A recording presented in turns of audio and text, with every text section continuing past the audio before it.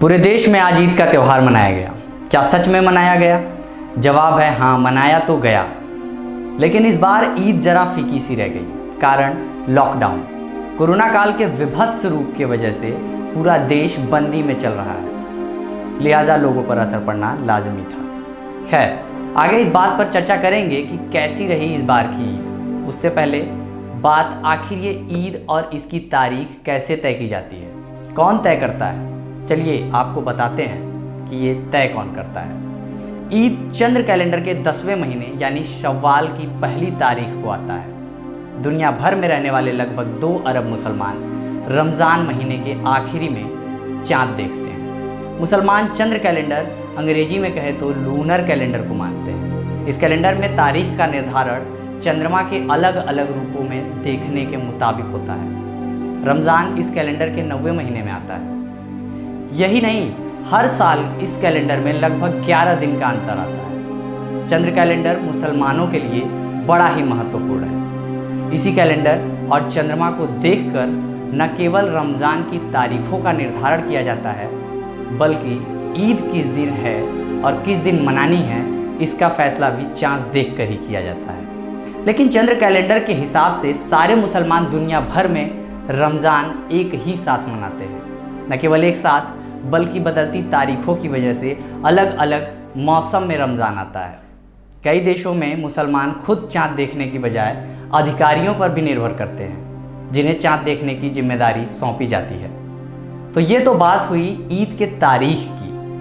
अब बात करते हैं हमारे यानी कि भारत में इस बार ईद कैसी रही। कुछ को छोड़ दे तो बाकियों की ईद बिल्कुल वैसी ही थी जैसा आज से कई साल पहले हिंदी के महान लेखक मुंशी प्रेमचंद ने अपनी कहानी ईदगाह में लिखी थी। बच्चों के लिए हर त्यौहार खुशियों से भर देने वाला होता है, लेकिन घर के बड़े बूढ़े ही जान सकते हैं कि उन पर क्या बीतती है जब बच्चा नए कपड़े और नए खिलौने की जिद लेकर बैठ जाता है। खासकर तब जब जेब में पैसे ना हो, घर में खाने की राशन ना हो। कुछ ऐसे ही हालातों पर मुंशी प्रेमचंद जी ने कहानी गढ़ी थी ईदगाह, वही ईदगाह जिसमें हामिद और उसके चिमटे का जिक्र है।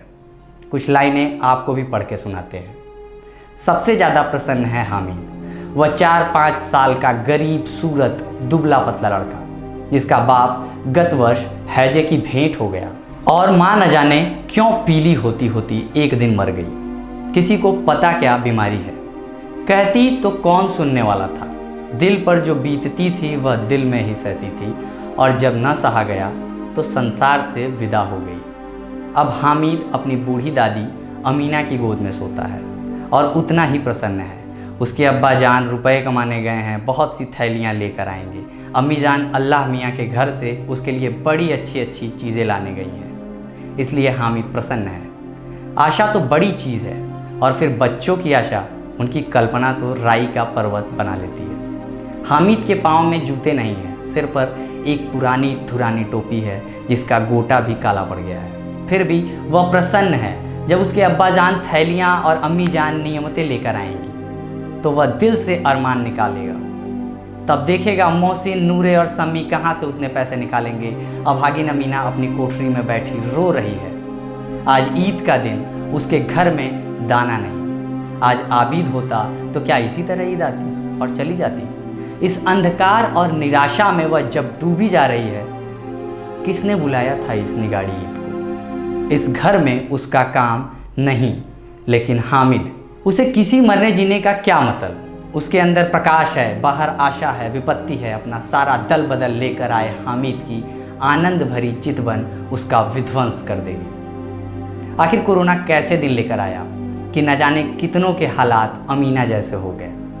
फिर भी इन हालातों में हम आशा करते हैं कि आप सब हामिद जैसे बने रहें, और ये क्या, कोई भी ईद कभी फीकी ना जाए। आप देख रहे थे जनता शो।